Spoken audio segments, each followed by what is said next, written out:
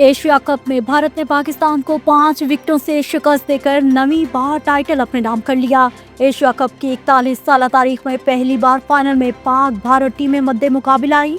भारतीय टीम ने 5 विकेटों के नुकसान पर अपना हदफ हासिल कर लिया।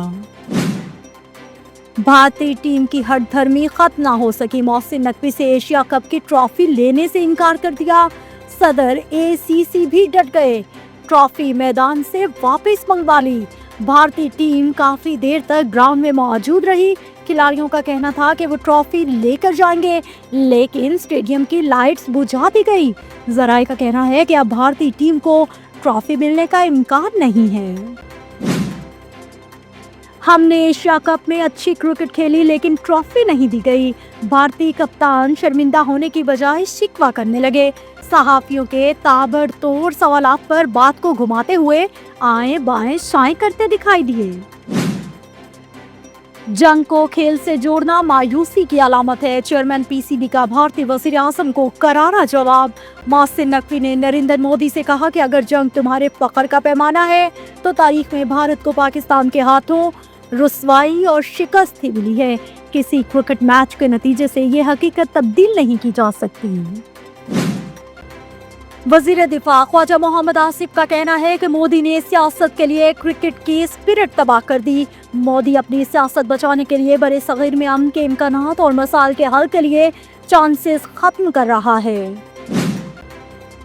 पाकिस्तान टीम ने एशिया कप के फाइनल की पूरी फीस 7 मई को भारतीय हमले में शहीद होने वाले पाकिस्तानी शहरियों के नाम कर दी। फाइनल मैच के बाद भारतीय टीम ने भी एशिया कप में खेले गए अपने तमाम मैचेस की फीस भारतीय फौज को देने का ऐलान किया था। तो नहीं ते तेरियां यादां से यादां दे सहारे जी लांगे।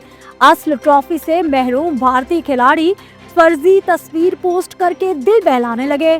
शायकीन क्रिकेट की जानिब से भारतीय टीम को शदीद तनकीद का निशाना बनाया जा रहा है। ईरान भी पाक सऊदी दिफाई मुआहदे में शामिल हो जाए तो अच्छा होगा। ईरानी पासदारान इनकलाब के मेजर जनरल और ईरानी सुप्रीम लीडर के मुशीर रहीम सफ़ी ने तजवीज़ दे दी। कहा, इस्लामी ममालिक को बाहमी इख्तलाफात को पसे पुष्ट डालकर मुश्तरका चैलेंजेस का सामना करना चाहिए। सऊदी अरब और पाकिस्तान का मुश्तरका दिफाई मुआहदा मुस्बत पेशरफ्त है। सऊदीया के बाद कई ममालिक पाकिस्तान के साथ दिफाई मुआहदा करना चाहते हैं। नायब वज़ीर आज़म इसहाक डार का कहना है, पाकिस्तान ने मार्का हक में अपने आप को दिफाई तौर पर साबित कर दिया।